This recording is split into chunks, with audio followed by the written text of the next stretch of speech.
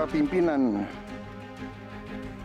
DPR menyampaikan akan dilakukan pencabutan beberapa kebijakan DPR RI, termasuk besaran tunjangan anggota DPR dan juga moratorium kunjungan kerja ke luar negeri.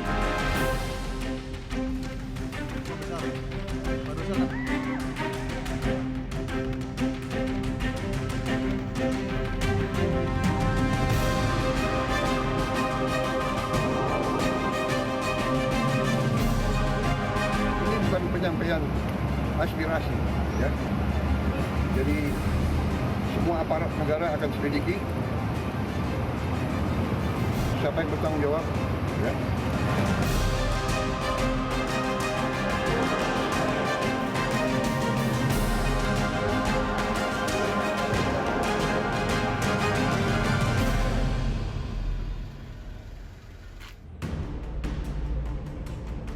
Gelombang demonstrasi menolak kenaikan tunjangan DPR yang pecah menjadi kerusuhan pekan lalu kini memasuki babak baru. Presiden Prabowo menduga kuat adanya dalang di balik aksi anarkistis yang mengakibatkan korban jiwa, luka, hilang, hingga rusaknya fasilitas publik. Hari Minggu 31 Agustus lalu, Presiden Prabowo merespons sejumlah unjuk rasa yang berakhir dengan kerusuhan dengan menggelar pertemuan bersama para pimpinan MPR, DPR, DPD, dan seluruh pimpinan partai politik yang memiliki kursi di DPR. Dalam konferensi pers, Prabowo mengatakan pemerintah menjamin akan mendengarkan aspirasi murni dari rakyat. Prabowo juga mengatakan jika pemerintah menghormati dan menjamin kebebasan masyarakat untuk menyampaikan aspirasi. Pemerintah menilai dari kerusuhan yang terjadi menunjukkan adanya tindakan melawan hukum, bahkan mengarah ke makar dan terorisme. Aspirasi murni yang ingin disampaikan harus dihormati. Hak untuk berkumpul secara damai harus dihormati dan dilindungi. Namun, kita tidak dapat pungkiri bahwa sudah mulai kelihatan gejala adanya tindakan-tindakan di luar hukum, bahkan melawan hukum, bahkan ada yang mengarah kepada makar dan terorisme. Sebelumnya, ex-Kepala Badan Intelijen Negara BIN, AM Hendro Priyono yang ditemui di Istana Negara Jakarta usai memenuhi undangan Presiden Prabowo Subianto pada Kamis sore 28 Agustus menyebut, ada pihak yang mendalangi kericuhan pada aksi demonstrasi beberapa waktu terakhir. Menurut Hendro, aktor tersebut memiliki tujuan untuk membuat kericuhan, tak lain untuk menjajah bangsa Indonesia. Karena saya tahu saya nggak lebih pintar dari kalian, saya tidak lebih pintar, tapi saya mengalami semua. Dan ini ada yang main gitu. Pada waktunya saya bisa sampaikan namanya yang main. Ya, itu dari sana, dari luar. Orang yang dari luar hanya menggerakkan kaki tangan yang ada di dalam. Dan saya sangat yakin bahwa kaki tangannya di dalam ini tidak ngerti bahwa dia dipakai. Itu aja, tapi pada waktunya nanti harus dibuka. Meski tak menjelaskan secara detail siapa yang dimaksud, Hendro mengatakan dalang tersebut merupakan aktor non-state atau non-negara dari luar Indonesia yang memiliki kaki tangan di dalam negeri. Saat menjenguk korban unjuk rasa di Rumah Sakit Polri Kramat Jati, Jakarta Timur, Senin 1 September, Prabowo kembali menegaskan dugaannya akan adanya dalang kerusuhan saat aksi unjuk rasa Minggu lalu. Prabowo menambahkan, aparat keamanan telah mengindikasi adanya pihak yang bertanggung jawab atas kerusuhan yang terjadi. Jadi ada sekelompok orang ini yang kita lihat itu rencana itu datang ke suatu tempat, akan berasal dari situ, mau membakar, mau merusak dan menciptakan amarah rakyat.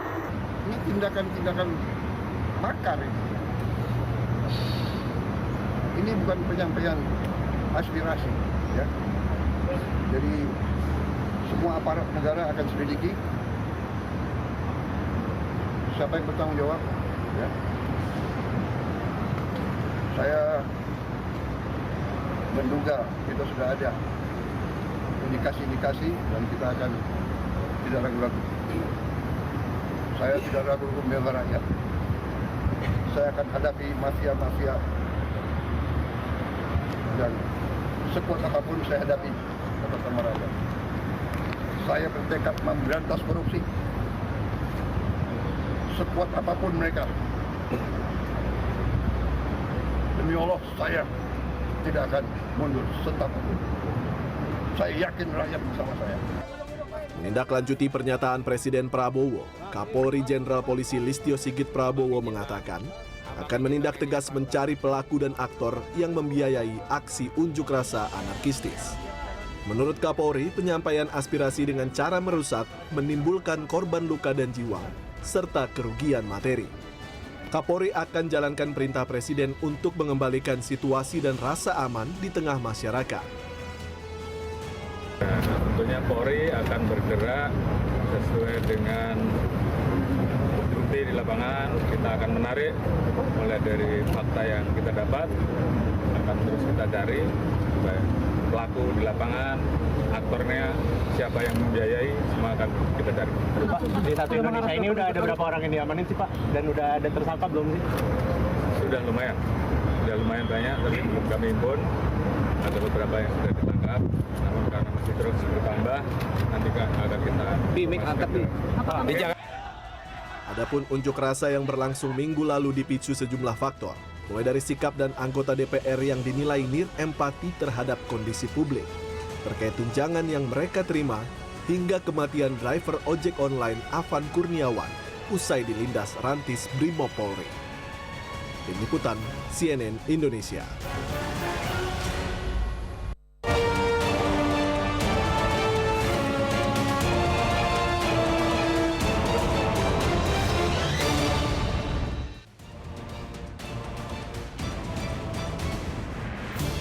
Disiarkan langsung dari Studio 2 CNN Indonesia. Inilah Head to Head with Elvira. Selamat malam. Pekan ini menjadi salah satu pekan kelam dalam sejarah bangsa ini. Sedikitnya 10 orang menjadi korban jiwa terkait unjuk rasa yang berlangsung di beberapa kota. Dalam penyampaian aspirasi, gerakan massa yang berakhir dengan kericuhan kini disebut-sebut ditunggangi.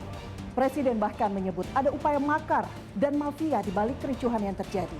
Pertanyaannya, siapa dalang di balik kerusuhan unjuk rasa hingga jatuh korban jiwa? Kita akan bahas malam ini. Sudah hadir bersama kami di Studio 2 CNN Indonesia Penasihat Ahli Kapolri, Irjen Polisi Purnawirawan Arianto Sutadi. Pak Arianto, selamat malam, silahkan.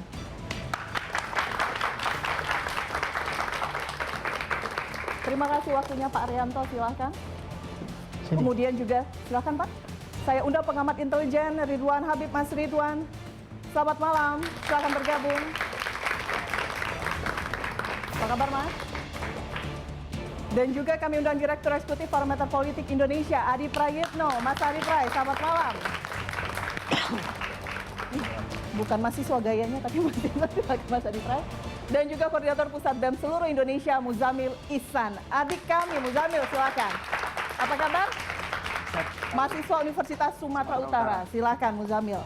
Saya ke Muzamil terlebih dahulu karena hari ini ada update terbaru. Rekan-rekan mahasiswa diundang bertemu dengan wakil rakyat di DPR. Update tadi seperti apa? Penyampaian aspirasi dari teman-teman aliansi mahasiswa ini. Oke, baik. Sebelum saya memulai, saya ingin memantik semangat ya sebagai seorang mahasiswa, hidup rakyat Indonesia. Yang hari ini masih banyak kebijakan-kebijakan yang menindas rakyat. Jadi per hari ini kita diundang secara langsung melalui tenaga ahli di dalam DPR.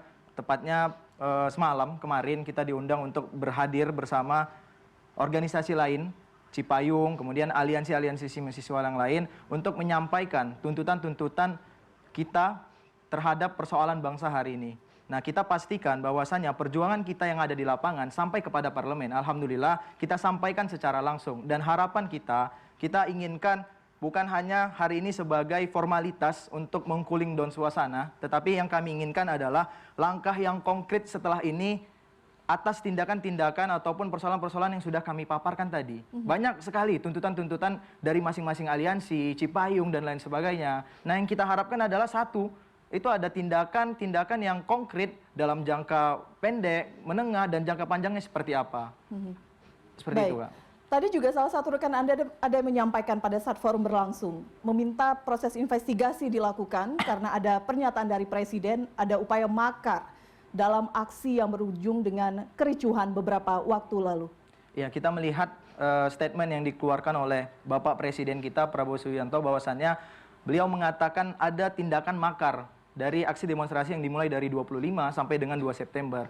Nah, kita ingin dari sebagai seorang mahasiswa dan kaum intelektual, kita inginkan adalah DPR membuat tim investigasi untuk mencoba dan melihat siapa dalang di baliknya.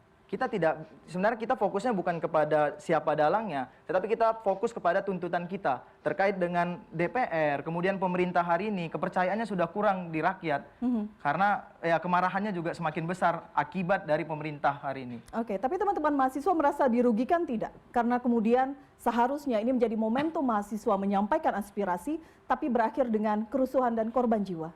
Iya, kalau bicara merugikan, ini sebenarnya strategi juga sebagai kita mahasiswa, Kak, melihat arah gerakan kita seperti apa. Kita juga, walaupun secara instansi tidak turun secara langsung, tetapi kita membersamai masyarakat di bawah untuk menyampaikan aspirasinya, membersamai ketika hari ini persoalan-persoalan bangsa yang masih tetap tidak mementingkan kepentingan rakyat. Itu terus kita bersamai, walaupun kita lepas almet, kita dengan berbagai baju hitam, kita lihat bahwasannya masa aksi tanggal 25 sampai tanggal 2 September itu dicampur, ada yang anak sekolah, kemudian ada yang mahasiswa dan masyarakat, kita melebur bersama tanpa memandang aliansi apapun. Oke, baik. Saya ke Mas Ridwan sekarang. Karena ini kita melihat bagaimana pergerakan mahasiswa, masyarakat turun ke jalan. Ada aspirasi yang ingin didengarkan sebenarnya, Mas Ridwan. Tapi kemudian kita melihat ada pola-pola tertentu yang tampaknya berbeda, terutama kita lihat pada akhir Jumat, Sabtu, dan kericuan dan kerusuhan luar biasa. Anda membaca apakah memang ada pola-pola pihak-pihak ingin melakukan makar seperti yang disampaikan oleh Presiden? Vira, kita berangkat dari fakta saja. Karena ini sudah terjadi, jadi dalam konteks penyelidikan kita berangkat dari bukti yang sudah dimiliki polisi. Kalau tidak salah, Polda Metro Jaya, mungkin nanti Pak Arianto bisa lebih detail, Polda Metro Jaya itu sudah mengumumkan beberapa akun-akun yang memang dia dalam tanda petik menyediakan, memfasilitasi molotov, cara pembuatan bom molotov, kemudian bahkan mengatur titik dropping molotov. Nah, berangkat dari situ, saya kira, Vira, itu nanti yang tadi saya setuju dengan Muzamil, itu nanti yang harus diinvestigasi. Orang-orang ini yang sudah diumumkan membuat molotov ini, apakah mereka melakukannya spontan? Misalnya spontan begini, adik-adik muda ini, kan dia sangat aware dengan internet. Dia bisa download informasi dari internet. Termasuk juga pembuatan molotov itu. Kalau sekarang kita download di internet, juga ada itu. Apakah itu murni spontanitas mereka? Dalam artian mereka ini ingin iseng, dalam tanda petik ini isengnya, meniru gerakan-gerakan anarko yang terjadi di berbagai belahan dunia. Ataukah molotov ini memang disiapkan oleh pihak-pihak lain yang bertujuan untuk melakukan pembusukan terhadap aksi. Nah, ini kan masih berjalan, jadi kita jangan spekulatif dulu. Tunggu ini berjalan sebentar, nanti akan kelihatan nih motif mereka, siapa yang ngajarin, siapa yang kemudian memberi dana, ujungnya sampai mana. Nah, saya juga setuju dengan Muzamil bahwa ini harus diumumkan terbuka, supaya kemudian masyarakat ini tidak menebak bayang-bayang hitam. Ini banyak pakar bilang kan, ada guru kami juga, Profesor Hendro Priyono bilang, oh ini ada campur tangan asing. Ada yang bilang, oh ini bagian dari perlawanan balik koruptor. Ada yang bilang, oh ini ada mafia yang tidak ingin kasus hukumnya berlanjut. Gitu. Berbagai macam spekulasi ini harus dijawab dengan fakta. Jangan kemudian dijawab dengan teori konspirasi lagi. Ini nggak akan selesai. Nah, di satu sisi, pada saat ini sedang berjalan penyelidikannya, gerakan sipil, gerakan mahasiswa, civil society harus berbenah dalam konteks bagaimana mereka menjaga demonstrasi itu sebaik-baiknya. tidak disusupi, identitasnya jelas. Saya kurang sependapat dengan Muzamil soal peleburan tadi. Identitas dalam aksi itu penting. Harus ada nama organ, harus ada identifikasi organ, harus ada bendera organ, korlapnya ada, teklapnya ada, sehingga kemudian di lapangan terkontrol. Kalau tidak, dengan alasan peleburan tadi, penyusupan bisa dilakukan, Vira. Dan ini bisa dilakukan oleh siapapun yang terlatih maupun orang-orang yang dibayar, dalam tanda petik nih, digerakkan untuk melakukan kerusuhan. Baik, terlatih dan mungkin saja orang-orang yang digerakkan begitu ya. Saya ke Pak Arianto.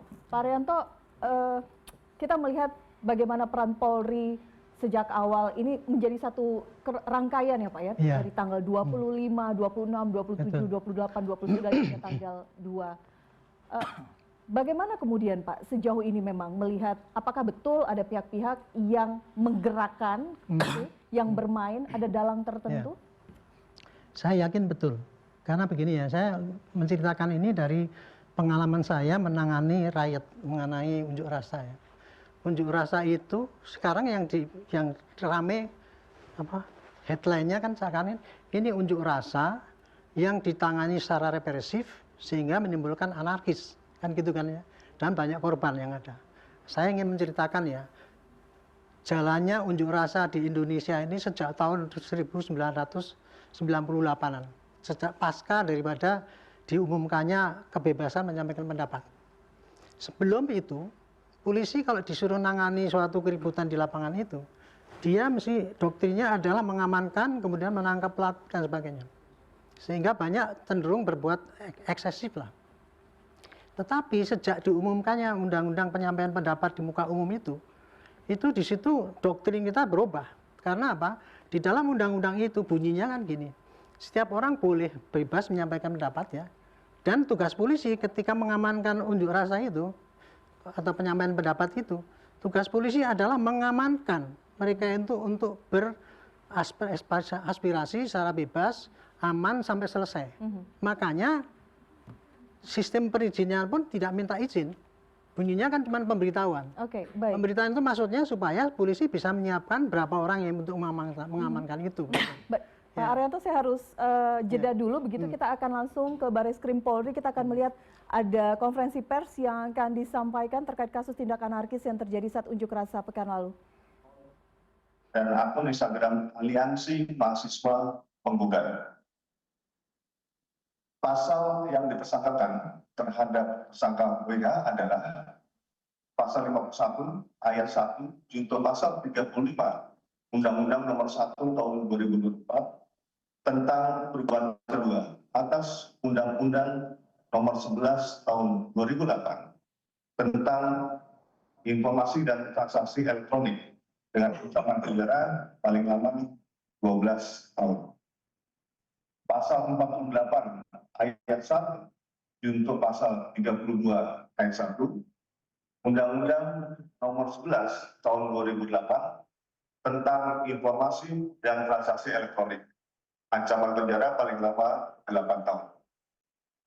Pasal 45A ayat 2 junto pasal 28 ayat 2 Undang-Undang Nomor 1 Tahun 2024 tentang perubahan kedua atas Undang-Undang Nomor 11 Tahun 2008 tentang informasi dan transaksi elektronik, ancaman penjara paling lama 4 tahun. Pasal 160 KUHP, ancaman penjara paling lama 4 tahun. Pasal 161 ayat 1 KUHP, ancaman penjara paling lama 4 tahun. Pasal yang dipersangkakan terhadap tersangka KA, pasal 51 ayat 1 junto pasal 35 Undang-Undang Nomor 1 Tahun 2024 tentang perubahan kedua atas Undang-Undang Nomor 11 Tahun 2008 tentang informasi dan transaksi elektronik dengan ancaman penjara paling lama 12 tahun. Pasal 48 ayat 1 junto pasal 32 ayat 1 Undang-Undang Nomor 11 Tahun 2008 tentang informasi dan transaksi elektronik, ancaman penjara paling lama 8 tahun. Yang kedua, laporan polisi nomor LPB 422 8 Romawi 2025 SPKT Barreskrim Polri tanggal 31 Agustus 2025. Pada tanggal 1 September 2025, Direktur Cyber Baris Krim Polri telah melakukan penangkapan terhadap tersangka LFK selaku pemilik, pengguna, atau penguasa akun media sosial Instagram @laras_faizati. Modus operandi perbuatan tersangka adalah membuat dan mengunggah konten video melalui akun media sosial Instagram miliknya yang menimbulkan rasa benci pada individu atau kelompok masyarakat tertentu berdasarkan kebangsaan, menghasut atau memprovokasi massa. Aksi unjuk rasa untuk melakukan pembakaran terhadap gedung Mabes Polri. Selain itu, tersangka juga tanpa hak mentransmisikan dokumen elektronik milik orang lain atau milik publik.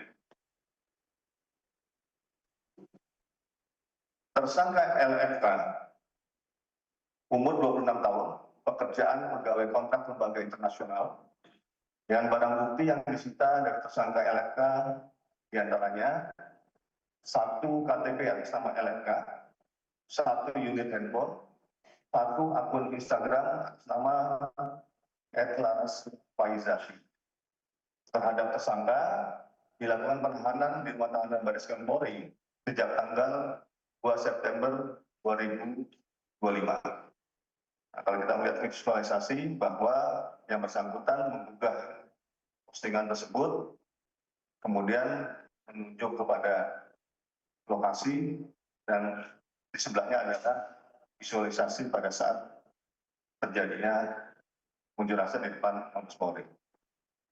Tersangka mengunggah konten di lokasi yang berdekatan dengan Mabes Polri yang merupakan objek vital nasional yang bisa memetakan target lebih dekat dengan potensi membahayakan. Dan yang bersangkutan posting pada saat adanya demo di Mabes Polri, di mana berpotensi memberikan penguatan tindak anarkisme dengan jumlah pengikut akun Instagram laras_faizati 4008. Pasal yang dipersangkakan terhadap tersangka LFK, pasal 48 ayat 1 junto pasal 32 ayat 1 Undang-Undang Nomor 11 Tahun 2008 tentang Informasi dan Transaksi Elektronik, ancaman penjara paling lama 8 tahun. Pasal 45A ayat 2 junto pasal 28 ayat 2 Undang-Undang Nomor 1 Tahun 2004 tentang perubahan kedua atas Undang-Undang Nomor 11 Tahun 2008 tentang Informasi dan Transaksi Elektronik, ancaman penjara paling lama 6 tahun. Pasal 160 KUHP, ancaman penjara paling lama 6 tahun. Pasal 161 ayat 1. Baik, tadi sempat dijelaskan sedikit beberapa poin yang disampaikan oleh tim dari Barreskrim. Saya ke Pak Arianto. Tadi kita melihat bagaimana kemudian upaya penegakan hukum, salah satunya menindak akun-akun yang dianggap melakukan provokasi begitu Pak, akun media sosial. Dan dalam 1 pekan ini kita melihat bagaimana memang sosial media juga memperlihatkan beragam informasi, mungkin salah satunya tadi disampaikan oleh pihak kepolisian, ini perlu dipertanggungjawabkan.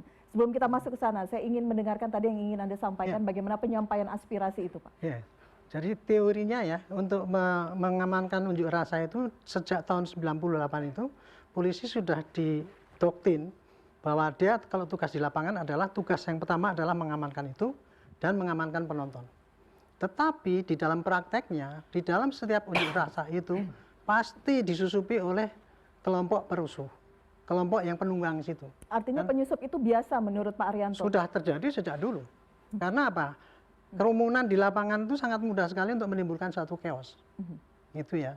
Nah kemudian biasanya modusnya itu ya, pagi itu unjuk rasa berlangsung dengan baik. Tapi kemudian kalau udah itu dipancing memanas, kemudian mau menjatuhkan pagar dan sebagainya itu, dan terutama kalau sudah sore, begitu waktu demonstrasi itu kan dibatasi kalau dulu ya, dari jam 6 sampai jam 18 gitu. Begitu ini harus bubar, kan polisi kemudian menghalau.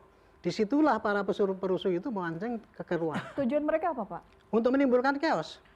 Tujuan akhirnya selain chaos? Ya untuk menimbulkan chaos itu, makanya di setiap satu praktek unjuk rasa ini, saya hanya ingin menyampaikan ya pada adik-adik ini ya, kita itu memang boleh bebas, tapi hati-hati karena itu nanti ditunggangi oleh orang yang perusuh itu tadi. Oke, Bukan- untuk menimbulkan chaos. Nah, ini sekarang tujuannya apa, Pak? Setelah chaos apa? What's next biasanya? penggerak, Analisa. kelompok penggerak. Jadi gini ya, sekarang ini saya anggap, saya potong aja langsung ke belakangnya. Ini unjuk rasa yang paling berat selama saya melihat penanganan unjuk rasa ini. Kenapa? Karena isu yang diangkat ini kan kulminasi daripada ketidaksenangan masyarakat, ya, kemarahan masyarakat, ya, yang bertumpuk-tumpuk. Biasanya kalau yang lalu-lalu itu cuman faktornya senggel aja, gampang kita mengantisipasi. Tapi kalau ini karena banyak sekali kepentingannya, ya, gitu, maka ini banyak sekali penggerak-penggerak itu yang untuk mengirimkan penyusupnya untuk menimbulkan kekacauan itu. Makanya kemarin itu saya anggap ini paling besar dan paling berat bagi polisi. Untungnya kemarin itu ya desain daripada orang yang ingin gerakan kekacauan itu tadi, untungnya gagal menurut saya sih. Sehingga kemarin baru berhasil separuh lah menimbulkan kekacauan itu, dan kemudian alhamdulillah Pak Prabowo kan langsung perintahkan itu, ya. Menurut Pak Arianto kemarin itu gagal. Mereka jatuh korban jiwa, begitu banyak penjarahan. mereka ingin menimbulkan kekacauan yang lebih besar itu, menurut saya itu mereka gagal. Oke, tujuannya makar, Pak.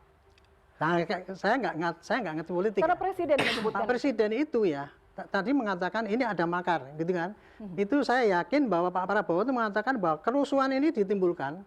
Ini adalah ada yang bermaksud akhirnya nanti buntut-buntutnya untuk makar, kira-kira begitu. Baik. Jadi Pak Prabowo memisahkan kan, unjuk rasa lah dengan cara damai, tetapi anarki harus tidak tegas. Itulah yaitu yang dibedakan. Jadi di sini kita tolong dilihat ya, kerusuhan sekarang ini bukan masalah unjuk rasa yang dilarang, bukan. Tetapi ini unjuk rasa yang ditunggangi oleh perusuh yang sangat dahsyat, banyak sekali pihaknya, sehingga nyaris membuat kita tuh kacau semua. Karena apa? Polisi ragu-ragu. Ketika masyarakat sudah begitu masif, ya, polisi akan melakukan tindakan yang frontal itu, dia mesti tarik diri. Karena apa? Itu akan menimbulkan martir nanti. Kalau publik mempertanyakan fungsi intelijen Polri gagal dalam peristiwa kemarin, Anda mengatakan? Nah, saya sih nggak sependapat dengan itu, ya. Kita sudah memprediksi bahwa itu akan besar. Justru itulah maka kemudian kita hati-hati, kan gitu. Dan kemudian kemarin hari pertama kedua itu kan polisi pasif, kan. Apalagi begitu ada kasus ojol yang meninggal itu dampaknya pasti martir itu. Kita antisipasi memang betul terjadi, kan. Oke, berarti langkah Polri menurut Anda tepat? Kemarin itu tepat. Oke, baik. Saya menyapa narasumber lainnya dulu, Pak Arianto. Saya sapa Bang Ferry Amsari melalui sambungan Zoom. Pakar Hukum Tata Negara, Bang Ferry, selamat malam. Malam. Oke, Bang Ferry, kita ingin pencerahan Bang Ferry ini dari luar begitu ya saat ini. Tadi Pak Arianto sini mengatakan bahwa apa yang dilakukan oleh pihak kepolisian, strategi yang dilakukan oleh pihak kepolisian pada saat penanganan unjuk rasa dan kemarin berujung dengan kerusuhan, itu sudah tepat dilakukan strategi dari pihak kepolisian. Menurut Bang Ferry seperti apa? Ya, pertama tugas kepolisian dan militer itu kan diatur di pasal 30 Undang-Undang Dasar 1945. Kan tugasnya mengayomi, melayani, gitu ya, melindungi masyarakat. Tidak ada tugas melindas masyarakat. Bagi saya perlu diperhatikan dulu sebab kenapa publik marah. Sebabnya ya tentu soal kenaikan gaji DPR, dilindasnya ojol oleh kepolisian. Pertanyaan, kalau dua hal ini menyebabkan keributan, tentu para pelakunya yang menimbulkan keributan itu adalah pihak kepolisian dan DPR. Kenapa kemudian publiknya yang ditangkap kalau pelaku kerusuhan yang menimbulkan keributan itu adalah tindakan-tindakan penyelenggara negara. Jadi sekarang ini penyelenggara negara sedang mencari-cari kesalahan saja. Dan kalau kita lihat ada hal-hal yang menurut saya tidak tepat.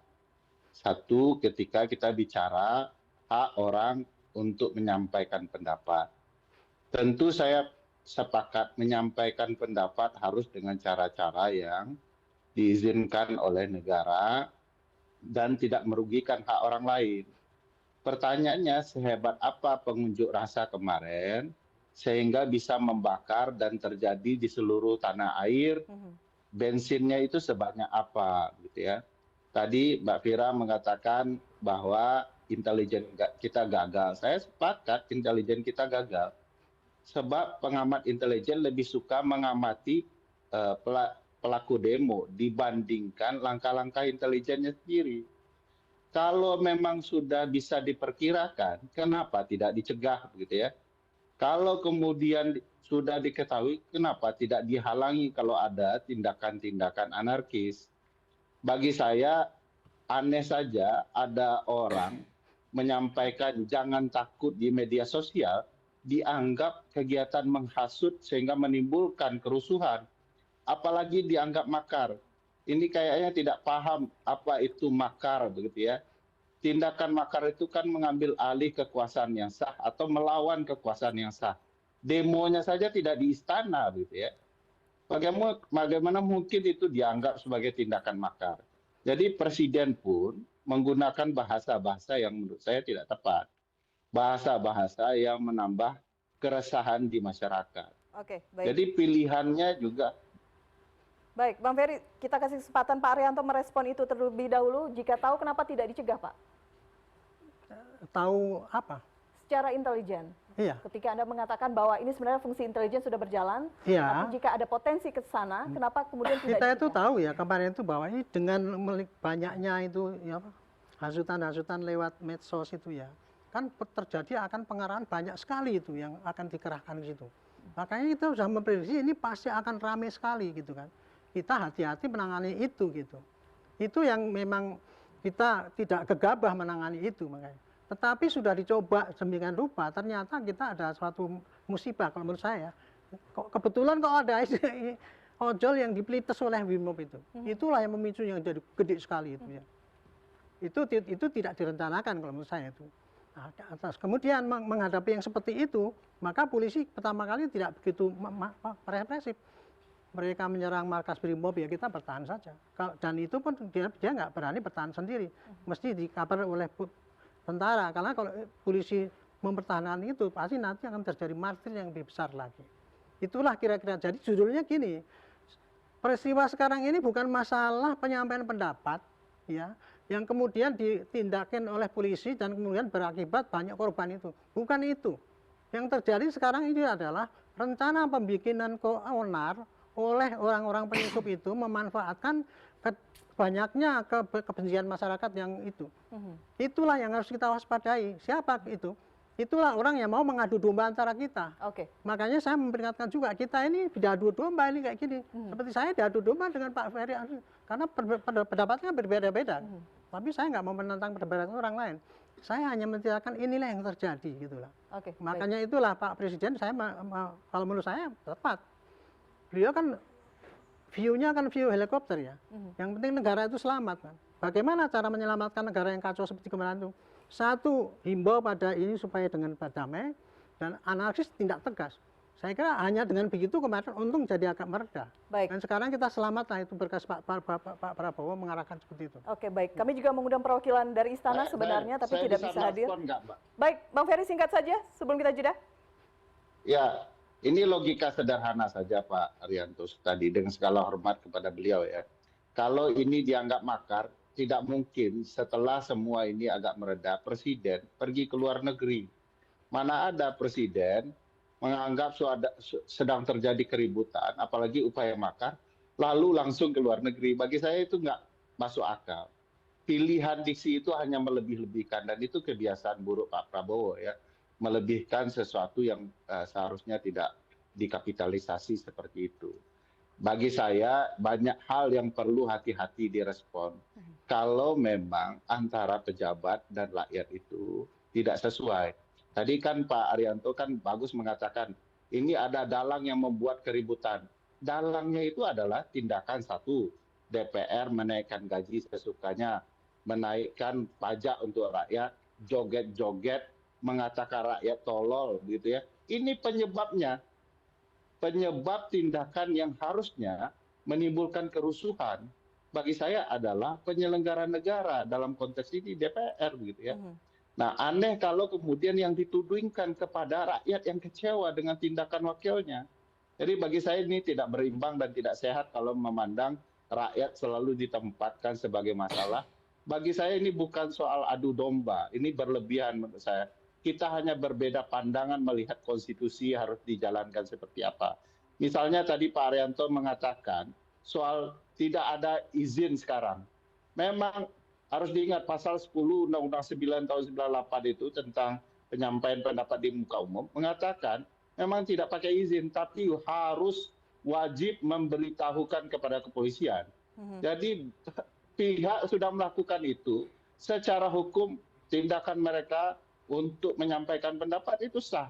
Tapi faktanya Pak Arianto tahulah di lapangan semua, saya juga sering melakukan aksi dan wajib itu minta izin dan segala macamnya, itu fakta. Baik. Jadi tidak benar bagi saya negara sedang memerdekakan warganya. Oke, baik, kita akan lanjutkan diskusi ini, tapi kami juga akan mengundang Anda, penonton YouTube CNN Indonesia, untuk memberikan pertanyaan kepada para narasumber yang telah hadir pada malam hari ini, yang nantinya akan kami jawab di segmen keempat. Narasumber di sini akan menjawab pertanyaan Anda. Kami jeda dulu, Head to Head akan kembali sesaat lagi.